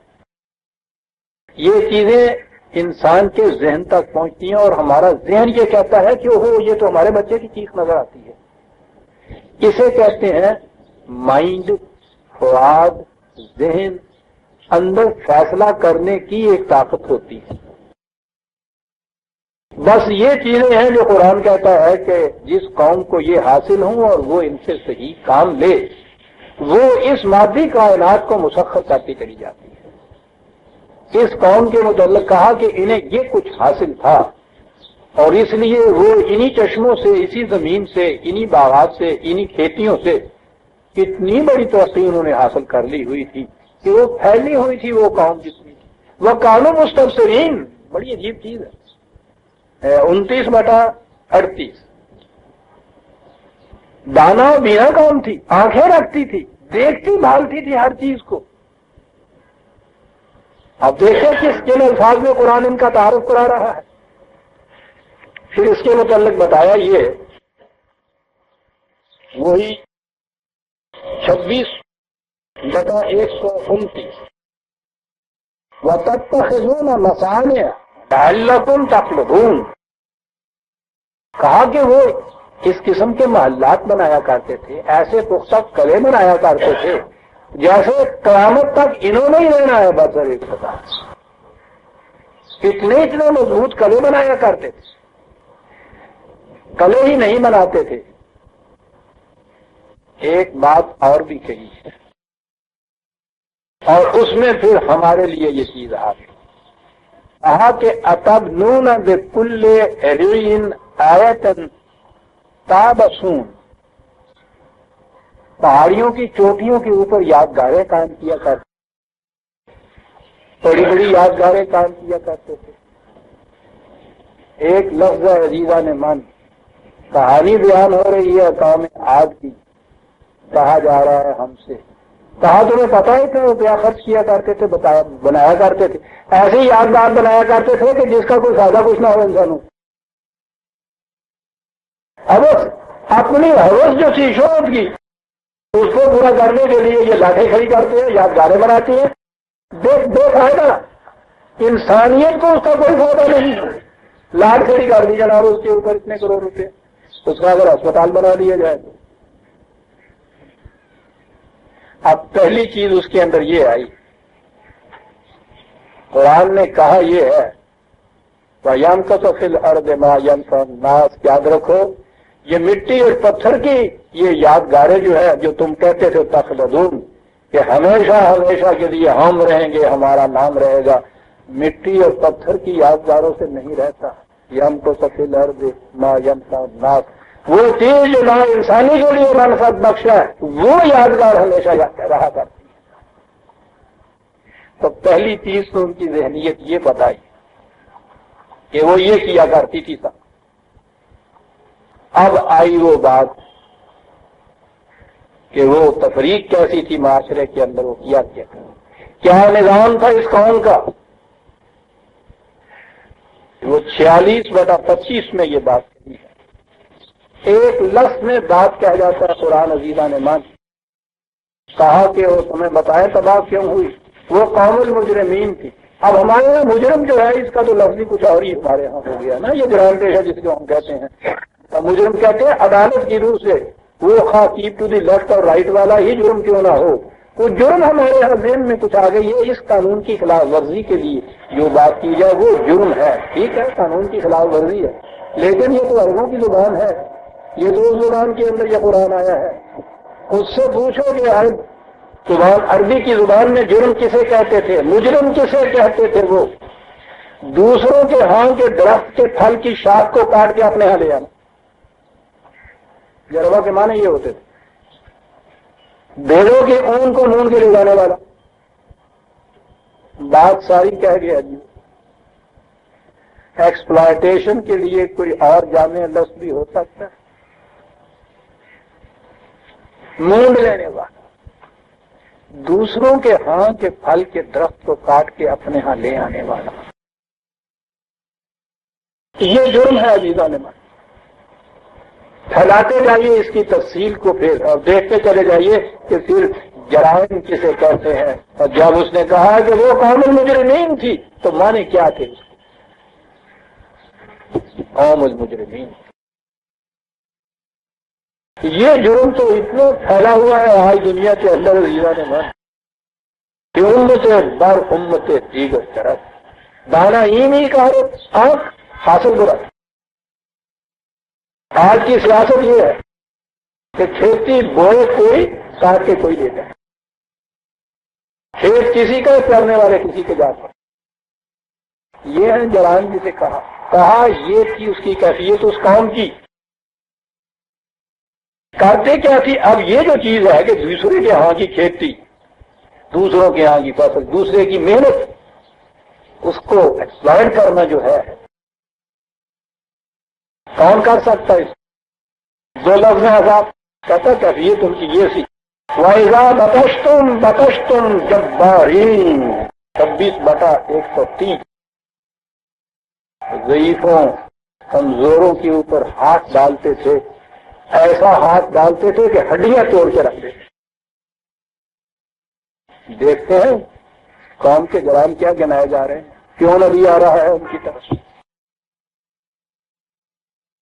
میں کسی کی تاکید کسی چیز کی نہیں کہنا چاہتا. آج تو جرم یہی ہے نا کہ جس کا پاجامہ ٹخنے سے ذرا نیچے ہوگا جہنم میں چلا جائے گا. جرم یہ گنا رہا ہے قرآن. جب پکڑتے تھے کسی کے اوپر ہاتھ ڈالتے تھے. جبار کا لفظ جو ہے وہاں قرآن نے ان کے لیے جو یوز کیا ہے. یاد رکھیے خدا کے لیے بھی یہ چیزیں آتی ہیں. المتکبر بھی آتا ہے، جبار بھی آتا ہے، مقتدر بھی آتا ہے، عزیز بھی آتا ہے. جب کسی مظلوم کی حفاظت کے لیے یہ کیا جائے وہ خدائی صفت ہوتی. جب مظلوم کے لیے یہ کچھ کیا جائے فرعونی ہو جائے. کہتا ہے دوسروں کے پھل توڑنے کے لیے، دوسروں کی بھیڑوں کو مونڈنے کے لیے جب کسی پہ ہاتھ ڈالتے تھے اتنی سختی سے ہاتھ ڈالتے تھے کہ ہڈیاں توڑ کے رکھ دیتے تھے صاحب. اور آگے یہ بات بتائی ایک کیفیت ان کی یہ تھی. قوم پوری کے متعلق ویسے ویسے یہ بات ہو رہی ہے. کہتے ہیں یہ قوم اچھی بھلی انسانوں کی قوم، وہ اس قسم کی قوم بن کیسے جاتی ہے؟ 11/11 11/59 بڑی عجیب چیز ہے. کہتے ہیں قومیں تو اچھی ہی ہوتی ہیں لیکن انہیں پھر ہو کیا جاتا ہے؟ کہتا ہو یہ جاتا ہے کہ وَاتَّبَعُوا أَمْرَ كُلِّ جَبَّارٍ عَنِيدٍ. صاحب اقتدار جو ہے اوپر وہ ہوتا ہے ایک قسم کا یہ مقتدر اور چادر ہڈیاں توڑنے والا، اور یہ اس کے اتباع کرتے چلے جاتے ہیں۔ امر اس کے جتنے بھی احکام ہوتے ہیں ان کو ان احکام کی پیروی کرنی پڑتی ہے، ساری قومیں وہی کچھ بن جاتی ہے جو وہ ہوتے ہیں۔ اس روش کو دوسرے مقام پہ یہ انبیاء کرام عزیزان نے من معاف رکھیے گا، میں پھر اس کر دوں کہ میں تاکید نہیں کہنا چاہتا، یہ میں آپ دیکھتے ہیں ان قوموں کے متعلق یہ نہیں کہا کہ وہ نمازیں نہیں پڑھتے تھے، روزے نہیں رکھتے تھے، یہ نہایت ضروری چیزیں ہیں، یہ ایک نظام کے پروگرام کے اجزاء ہیں۔ خرابیاں جو ہیں وہ یہ ہیں قوموں کے اندر۔ یہ بھی یاد رکھیے کہ قرآن نے جب یہ کہا ہے خدا کے متعلق کہ المتکبر کبریائی اس کے لیے ہے، وہ قوم جو خدائی صفت اپنے اندر پیدا کرتی ہے اس کے لیے بھی کبریائی ہو۔ انتم الاعلون کہا ہے اس نے مومن کے لیے، عام اصطلاح کے اندر جسے ہم کہتے ہیں یہ دلائے پیدا کرنے کے لیے نہیں آتی تھی یہ قوم، یہ انبیاء اقتدار لینے کے لیے آتے تھے، کبریائی لینے کے لیے آتے تھے، قوت دینے کے لیے آتے تھے، لیکن اس کبریائی اور قوت کا استعمال جو تھا وہ اس میں اختلاف ہوتا تھا، وہ ہوتا تھا ہر کمزور کی ہڈی توڑنے کے لیے۔ ان کا یہ انتہا کا اقتدار اور کبریائی ہوتی تھی ظالم کی کلائی مروڑنے کے لیے۔ اب دیکھیے اس قوم کے متعلق جو کہا ہے کہ جب بارین تھے اور جب ہاتھ ڈالتے تھے تو ہڈیاں توڑ دیتے تھے، اور ان کے اوپر کے لیڈر اس قسم کے تھے، اس لیے قوم ہو گئی تھی۔ کہا کہ اس کا جرم بتائیے، فاما عاد 41/15 فاما عاد فاستكبروا في الارض، آئے بڑے وہ وقت تک برو ہے، کبریائی حاصل تھی، قوت حاصل تھی ان کو، پھر جرم کیا ہے؟ اعلان تو تم مومن کو بھی کہتے ہو سب سے بڑی کبریائی، خدا کو کہتے ہو تم کبریا والے المتکبر۔ فرق کیا تھا؟ کہنا ہے فاستكبروا في الارض بغیر الحق، فرق ہو گیا۔ حق کو دنیا میں نافذ کرنے کے لیے مخالفین کی قوت جو روکنی پڑے تو اس میں جو قوت استعمال ہو وہ خدائی قوت ہے، خدائی صفت ہے۔ مظلوم کی ہڈیاں توڑنے کے لیے جب وہی استکبار ہو وہ فرعونیت ہے، ابلیسیت ہے، بغیر الحق۔ تو الحق کے ساتھ استکبار یہ جرم نہیں، بغیر الحق جو ہے وہ جرم ہے۔ اور پھر ذہنیت یہ تھا وقالوا من اشد منا قوة، کیفیت یہ تھی کہ وہ دوسرا جو سامنے آتا تھا نہ دلیل نہ برہان، کوئی بات نہیں، ایسا تم جانتے نہیں ہو ہماری قوت کتنی بڑی ہے، ڈرو ہماری قوت سے۔ بات تو آگے آئے گی، لیکن یہی قرآن ان کو تو کاٹ کے رکھ دیتا ہے، خلقہم هو اشد منہم قوۃ، ان سے کہو کہ اور تم سے بھی بڑی بڑی قوتوں والی کو گزرے۔